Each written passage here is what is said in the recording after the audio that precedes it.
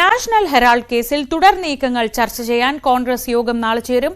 Case പരിഗണിക്കുന്ന 25-ന് ED ഓഫീസുകൾ ഉപരോധിക്കാനാണ് നീക്കം. അതിനിടെ നിയമവിദഗ്ധരുമായി രാഹുൽ ഗാന്ധി ചർച്ച നടത്തി.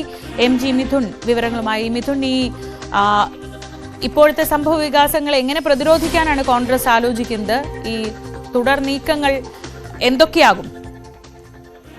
ശ്രീജ, നാളെ ജനറൽ സെക്രട്ടറിമാരുടെയും ഒപ്പം തന്നെ ഇൻചാർജുമാരുടെയും യോഗമാണ് മല്ലികാർജ്ജുൻ ഖാർഗെ വിളിച്ചു ചേർത്തിരിക്കുന്നത്. ഡൽഹിയിലാണ് യോഗം ചേരുന്നത്. ഇതിൽ പ്രധാനമായും രാജ്യവ്യാപകമായി ഈ നാഷണൽ ഹെറാൾഡ് വിഷയവുമായി ബന്ധപ്പെട്ട് രാഹുൽ ഗാന്ധിയും സോണിയാഗാന്ധിയും പ്രതിഷേധവുമായി ബന്ധപ്പെട്ടുള്ള വിഷയം ആളിക്കത്തിക്കാനുള്ള ഒരു നീക്കത്തിലേക്കാണ് ഇപ്പോൾ കോൺഗ്രസ് നീങ്ങുന്നത്. അതായത് ഈ കേസ് പരിഗണിക്കുന്നത്, അതായത് കുറ്റപത്രം സമർപ്പിച്ചതിന് ശേഷം അത് അംഗീകരിക്കുന്നതിന് വേണ്ടി 25 മുതൽ ഡൽഹിയിലെ റോസവന്യൂ കോടതി വാദം കേൾക്കുകയും ചെയ്യും. ഈ വാദം കേൾക്കുന്ന അന്ന് തന്നെ ED ആസ്ഥാനത്തേക്കും ഒപ്പം തന്നെ മറ്റ് സംസ്ഥാനങ്ങളിലുള്ള ED ഓഫീസുകളിലുമൊക്കെ വലിയ രീതിയിലുള്ള പ്രക്ഷോഭം സംഘടിപ്പിക്കാനുള്ള ഒരു നീക്കമാണ് ഇപ്പോൾ കോൺഗ്രസ് നടത്തുന്നതെന്നാണ് നമുക്ക് മനസ്സിലാക്കാൻ സാധിക്കുന്നത്. അതിനുവേണ്ടിയുള്ള നിർദ്ദേശം നൽകുന്നതിന് വേണ്ടിയും ഒപ്പം തന്നെ അതിനുശേഷം എന്തൊക്കെ നടപടികൾ സ്വീകരിക്കണമെന്നുള്ള കാര്യങ്ങൾ കൂടി ചർച്ച ചെയ്യേണ്ടതായിട്ടുണ്ട്. അതിനുവേണ്ടിയാണ് ഇൻചാർജുമാരുടെയും ഒപ്പം തന്നെ ജനറൽ സെക്രട്ടറിമാരുടെയും യോഗം വിളിച്ചു ചേർത്തിരിക്കുന്നത്. കൂടാതെ തന്നെ സ്വാഭാവികമായും കോടതിയിലേക്ക് കടന്നു വന്നിട്ടുള്ള കേസാണ്. അതിൽ ഒന്നാം പ്രതി സോണിയാഗാന്ധിയും രണ്ടാം പ്രതി രാഹുൽ ഗാന്ധിയുമാണ്. അതുകൊണ്ട് തന്നെ നിയമവിദഗ്ധരുമായി ഇന്ന് രാഹുൽ ഗാന്ധി അല്പസമയത്തിന് മുമ്പ് കൂടിക്കാഴ്ച നടത്തിയിരുന്നു. അതിനുശേഷമാണ് അദ്ദേഹം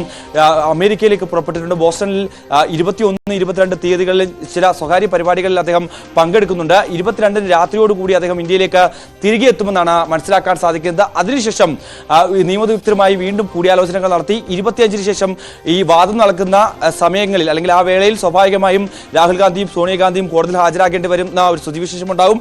അത് അത്തരത്തിലുള്ളൊരു മുന്നറിയിപ്പ് നിയമവിദഗ്ധർ തന്നെ മുന്നോട്ട് വെക്കുകയും ചെയ്യുന്നുണ്ട്. ആ ഒരു സാഹചര്യം ഒഴിവാക്കാനാകുമോ, അതല്ല എങ്കിൽ ഹാജരാകേണ്ടി വന്നാൽ ഹാജരാകാൻ തയ്യാറാണ് എന്നുകൂടി രാഹുൽ ഗാന്ധി അറിയിച്ചിട്ടുണ്ട് എന്നാണ് നമുക്ക് മനസ്സിലാക്കാൻ സാധിക്കുന്നത്. അങ്ങനെയെങ്കിൽ അതിനെ പ്രതിരോധിക്കാൻ നേരത്തെ അറിയാം 2016-ലാണ് ഈ കേസുമായി ബന്ധപ്പെട്ടുള്ള ജാമ്യം ആദ്യം ലഭിക്കുന്നത്. അത് വലിയ രീതിയിൽ ഡൽഹിയിലെ റോസവന്യൂ കോടതിയിൽ ജാഥ പോലെ വന്ന് അന്ന് മുൻ പ്രധാനമന്ത്രി മൻമോഹൻ സിംഗ് അടക്കമുള്ള നേതാക്കൾ ആ ഒരു ജാഥയിൽ പങ്കെടുക്കുകയും അത്തരത്തിൽ വലിയ രീതിയിൽ മാർച്ച് നടത്തിക്കൊണ്ടായിരുന്നു അന്ന് കോടതിയിൽ ജാമ്യം നേടുന്നതിന് വേണ്ടി ഈ നേതാക്കൾ എത്തുകയും ചെയ്തത്. ആ രീതിയിൽ ഒരു വലിയ ശക്തി പ്രകടനം എന്ന രീതിയിലേക്ക് മാറ്റാനുള്ള ഒരു നീക്കം നാളത്തെ യോഗത്തിൽ കൈക്കൊള്ളുമെന്നാണ് നമുക്ക് മനസ്സിലാക്കാൻ സാധിക്കുന്നത്. മറ്റൊരു പ്രധാനപ്പെട്ട വിഷയം ഈ റോബർട്ട് വദ്രയുമായി ബന്ധപ്പെട്ടുള്ള ഹരിയാനയിലെ ഭൂമി ഇടപാടുമായി ബന്ധപ്പെട്ടുള്ള കേസാണ്. അത് കൂടുതൽ കോൺഗ്രസ് നേതാക്കളിലേക്ക് കൂടി വരുന്നുണ്ട്. കാരണം അന്ന് ഈ കേസ് രജിസ്റ്റർ ചെയ്ത സമയത്ത് ഹരിയാന സർക്കാർ ഭരിച്ചിരുന്നത് കോൺഗ്രസ് ആയിരുന്നു.